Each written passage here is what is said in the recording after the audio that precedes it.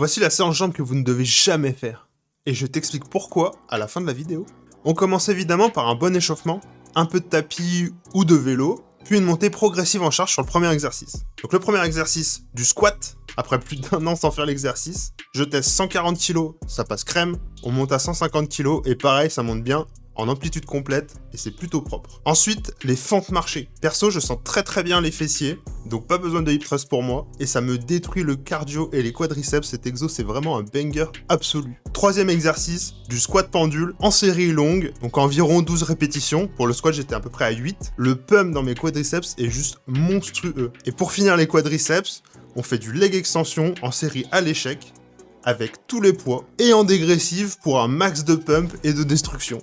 Ensuite, on passe aux ischios. Premier exo lourd, j'ai nommé le soulevé de terre jambes tendues à la barre, mais j'avoue que j'ai été un peu gourmand sur le poids, et ça reste à peu près propre. Puis on finit les ischios avec du leg curl, avec des dégressifs pour encore plus de plaisir. On termine la séance avec les mollets, bien lourds. Mais alors du coup, pourquoi tu ne dois pas faire cette séance? Eh ben c'est simple, si tu veux appliquer le principe du 80-20, moi j'appelle ça la muscu de Pareto, cette séance te fait clairement perdre ton temps, avec ces 7 ou 8 exercices qui sont en plus un peu redondants. Ta récup prend 3 jours de plus pour rien. Une bonne séance jambes, pour moi, c'est 5 exos maximum en 1h15, pas plus. Si tu veux progresser, c'est en gardant de la discipline sur le long terme, pas en voulant rush le game de la muscu en 3 semaines.